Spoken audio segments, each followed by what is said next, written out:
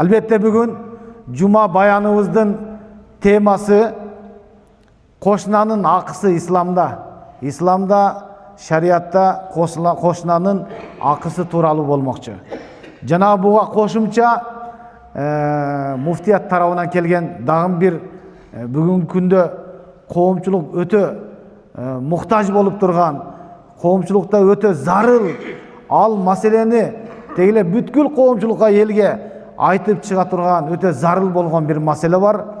Al dele bo'lsa uy biledagi zo'rlik zo'mbulik to'rali qisqa nusqa aytib ketmoqchimiz.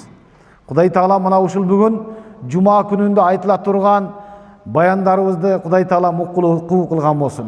Mana ushul yerda o'qib, ağa amal qiluvni Xudoy taolo baribizga nasib qilgan bo'lsin.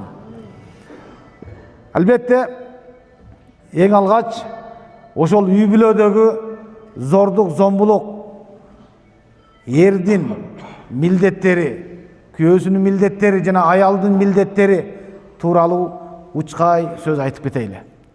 Allah iyilik bergen bolsun. Hurmatlı musulman bir tuğandar. Uşul jerde oturgandardın köpçülügünün bir-iki suroo bere turgan bolsok, ata-enenin akısı emne dese, barыбызda mende atam yok, mende enem yok degenler var mı? Жоқ albatta. Barыбızda ata-enemiz var. Ушул жерде отургандардан дагы бир суроо беребиз. Баланын акысы десе, кээ бирлер айтышы мүмкүн, мен алып балалуу боло элекмин, менде балам жок деши мүмкүн. Кээ бирлер айтат, менде аялым жок, мен үйлөнө элекмин деши мүмкүн. Бирок ушул жерде отургандын бирибиз дагы кошунанын акысы тууралуу суроо бере турган болсок, менде кошунам жок деп айта албайбыз. Албетте жашоодо баарыбызда кошунабыз бар. Mana ошондуктан иншалла бүгүнкү жума өзгөчө ушул кошуналардын акысы тууралуу болмокчу. Мен бүгүн ушул жерде отургандарга bir-эки суроо узаткым келип атат. Бул сурооду 14 кылым мурда пайгамбарыбыз саллаллаху алейхи ва саллям сахабаларына берип көргөн экен. Ошол сурооду азыр ушул жерде отурган жана сыртта турган ар бир мусулман эркекке ушул сурооду пайгамбарыбыздын суроо да, бул менин суроом экен деп түшүнүп албаңыздар. Бул Расулуллах саллаллаху алейхи ва саллям сахабаларга берген суроо экен. Ал мындай: Анил Миқдад ибн ал-Асвад радиаллаху анху qala, Миқдад ибн Асвад риваят кылат. Пайгамбарыбыз саллаллаху алейхи ва саллям qala ли асхабихи, сахабаларга мынтип айтыптыр: Ма тaquluna фи зина? Ма тaquluna фи зина? Зинага көз карашыңыздар кандай? Зина деген эмне? Деген сурооду берген экен. Кимдин көз карашы кандай зинага? Десе, сахабалар эмне деп жооп берген? Харамун харрамаллаху ва расулу фахуа харамун иля яумил кияма. Сахабалар бир сөз менен Алла арам, зина деген бул арам, Аллах арам кылган, кыяматка чейин арам кылган я Расулаллах дептир. Андан кийин пайгамбар факала Расул саллаллаху алейхи ва саллям кайра дагы бир суроо берген экен. Пайгамбарыбыз саллаллаху алейхи ва саллям мынтип жооп бериптир. Андай болсо уккула дептир. Ли айяzni ar-rajul bi 'ashrati nisbatin aysarun alayhi min ayyazni bi imratin jarahu. Өзүнүн кошунасынын аялын зина кылган эркектин жазасы, өзүнүн кошунасынын аялын зина кылган эркектин жазасы, бул пайгамбарыбыз сөзү. 10 аялды зина кылган эркектин жазасынан оор болот деген. Көрдүңүзбү кошунанын акысы канчалык? Ошон үчүн урматтуу мусулман бир тууганым, кошунанын акысы бул өтө оор нерсе. Жабраил париште келип пайгамбарыбызга саллаллаху алейхи ва салламга кошуна тууралуу осуят кыла бергендиктен пайгамбарыбыз ойлоп калган. Бул кошуна келечекте барып менден мурас алып калат окшойт деп. Кошунадан мурас алып калат окшойт деп ойлогон. Кошунанын акысынан этият болайлы. Пайгамбарыбыз саллаллаху алейхи ва саллям дагы бир суроо узатат. Андай болсо, ма тaquluna фи сирqa? Уурулук тууралуу эмне дейсиңер деди. Уурулук тууралуу айткылачы дейт. Uğurluk uşugadan biraz toktolup keteylik. Bugün meçitтерде öte köp kattалып атат. Meçitтерде Allah'ın үйü, sırt koopçuluk yerlerdi koy. Al жактагы маршрутканын içindeki karmanşiklerdi aldı, koy ele tur al жакты. Mana ol Allah'ın үйünü. Allah'ın үйüne kelip butunu baya çoğ atasının magaziniga kirip almaştırıp ketken deyin kelip atkandar var. Közüңөрдү açkıla. Uğurluk bul жақшылық алып барбайт. Азыр мына Rasulullah sallallahu aleyhi ve sellem'din sözünü жақшылап, ошол бут кийимди уурдап жаткандар өзгөчө. Ошондой максатта келгендер өзгөчө укула. Пайгамбарыбыз sallallahu aleyhi ve sellem сахабалардан сурады. Uğurluk тууралуу эмне дейсиңер десе, эмне деди? Harramallahu ve rasuluhu fahuve haramun ila yevmil kıyame. Allah аны арам кылган, пайгамбары арам кылган, ал кыяматка чейин арам dedi. Дегенде пайгамбарыбыз азыр эмне деди? Li ay yasruqar rajula min ashrati abiyat aysarun alayhi min an yasruqa min jarihi. Koşnanın үйүнө uğurlukka kirip эмне уурдайт? Айырмасы жок. Koşnanın үйүнө uğurlukka kirген адамдын жазасы başka 10 үйгө uğurlukka kirip uğurdап чыккан адамдын жазасынан оор болот деп айткан. Bir hikmat da өткөндө бирөө кирди. Молдеке, камера иштейби dedi. İштейт. Жайында тура албайт да.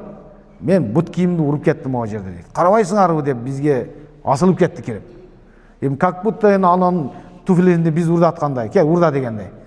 Алып келип чечип койгон, кирип кеткен, намаздан чыкса жок. Ал уруп кетти ал ууру. Ошондой деп кирип алып, нерв иштетип, ар кимдинге асылып, сүйлөп. Анан мен бир сөз айттым ага. Ушунчалык таасир алды да. Мен ал сөздү айтып алып, өзүм да таасир алдым. Аны мен деле бир жерден уккан элем. Кандайча? Кудайга шүгүр дебейсиңби? Кудайга шүгүр дебейсиңби? Сенин бут кийимиң мечитке келип жоголуп атат. Ушул Аллахтын үйүнө келип, ушул жерде жоголуп атканга шүгүр дебейсиңби? Ушул бут кийимиң такыр мечитке келбей жоголсо кандай болот эле? Ушул Аллахтын үйүнө келбей жоголгон бут кийимден Кудай сактасын. Ошондой болбогонуга шүгүр кыл десем, чыгып кетип баратып, бир аз туруп ойлонуп, кайра кирет даган бирдеме дейм деп, кайра чыгып, ойлонуп туруп кирип, Молдеке 5 таштаңчы дейт. Өтө жакты мага ушул сөз деди. Мен ыраазымын деп туруп чыгып кетти. Урматтуу мусулман бир тууганым. Ошон үчүн мына кошунанын 3 акысы бар. 3 түрдүү кошуна болот. Бул Аллахтын осуяты. 3 түрдүү кошуна болот экен. Биринчи кошуна ким? 1 акысы бар кошуна, 2 акысы бар кошуна, 3 акысы бар кошуна. 1 акысы бар кошуна ким ал? Же 2 акысы бар кошуна ким? 3 акысы бар кошуна ким? 3 акысы бар кошуна бул сенин кошунаң, экинчине, биринчине бул сенин тууганың, бир тууганың. Же анан бир тууганчылык, анан сени менен кошуна болуп жашагандык, анан мусулманчылык акысы бар. 3 акысы бар экен. Экинчи 2 акысы бар кошуна. Ал сен тааныбаган эле бир мусулман, бир тууганың, анан кошуна 2 акысы бар. Мусулманчылык акысы бар экен, анан кошуначылык акысы бар экен. Анан 1 акысы бар кошуна ким десе, мындай эле түзмө-түз эле бир орус кошунаң да. Анын дини да башка, милдети да башка, бирок ал сенин кошунаң, сенин үйүң жанында жашаган. Ошондуктан Абдуллах ибн Мубарак деген бир табииндерден өзүнүн бир кошунасы болгон экен, жөөт кошунасы. Ошол жөөт кошунасы бир күнү объявление кылып жазып чыгарып коюптур да, үй сатылат. Анан элдер келип сураса канчага десе 2000 динар дептир да. Койчу, бул үйүң турганы бир 1000 динар. 2000 динарга арзыбайт десе, туура айтасыңар, арзыбайт. Меники 1000 динарды келе үй. Бирок 1000 динар бул менин үйүм, туура баасы. Бирок 1000 динар мына кошунамдын баасы дейт да. Анын кошунасы ким болгон? Абдуллах ибн Мубарак болгон, табииндерден, муштахид алым болгон. Ошону угуп калып, Анан кошунасына келет дагы ошол акчасын берип, үйүңдү сатпа дейт. Манеке кошуначылык. Урматтуу мусулман бир тууганым, Ибн Мукфил деген дагы бир табиин өзүнүн бир кошунасы болот да, кошунасынын дубалында бир дарак өсүп турган болот. Ошол дарактын көлөкөсүнөн пайдаланып эс алып отурат дайыма. Бир күнү ал деле өз кошунасынын үйүнү сатыкка коюп коет. Эмнеге? Башына бир кыйынчылык келип, карыз болуп калып, ошол үйүнү сатканга туура келип калат. Жарыя кылат. Ошол кабар кошунасына келгенде Ибн Мукфил айткан: "Аллага касам ичип айтамын, мен кошунанын акысын аткара албадым, анын башына түйшүк түшкөндө" деп, ошол акчаны кошунасына алып кирип туруп берген экен. Жашай бер деп. Мына ошондой кошуналар болгон. Пайгамбарыбыз саллаллаху алейхи ва саллям бекеринен айткан эмескен: "Валлахи ла юъмин, валлахи ла юъмин, валлахи ла юъмин." Аллага касам ичип айтамын, имандуу боло албайт. Аллага касам ичип айтамын, имандуу боло албайт. Аллага касам ичип айтамын, имандуу боло албайт. Пайгамбар саллаллаху алейхи ва саллям касам ичип атат. Кимдер имандуу боло албайт? Я Расулаллах. Манхум деди. Кимдер алар деди. Бар жок кыйрадык я Расулаллах. Касам ичтиңиз. Кимдер дегенде Пайгамбарыбыз саллаллаху алейхи ва саллям эмне деди? Аллази ла яъман жараху баваиқуху. Аллази ла яъман жараху баваиқуху. Кошунасыга ал өзүнүн жамандыгы менен, жаманкылык жоругу менен, жыты менен тынчтык бербеген, мына ошо иманы толук болбойт деп айткан. Урматтуу мусулман бир тууганым, кошуналарга эч качан зыян бербейли. Кошуналар менен жакшы мамиле кылайлы. Айша разияллаху анха энебиз Пайгамбарыбыз саллаллаху алейхи ва салламдан сураган экен: "Кайсы кошунама жакшылык кылайын?" дегенде, "Эң жакыныга жакшылык кыл" деген. Жакшылыкты мына ушул кошунадан баштайлы. Алыскы туугандан жакынкы кошуна дейт. Сизге эң биринчи жардам колун узган ким? Кошуна. Кошуналар бар болсун иншалла. Кудай мына ушул кошуналарды дайыма бир туугандай жакшы жашоо кечирүүнү Кудай таалам насип кылган болсун. Аллах таала мына ушул бүгүн жумабызды куттуу кылган болсун, берекелүү кылган болсун. Кудай таала мына ушул ыйык жума күндүн берекеси менен элибизге, жерибизге тынчтык, аманчылык, башчыларыбызга иман, тауфик, хидаят, туура жол, адилеттүүлүктү Кудайым насип кылган болсун.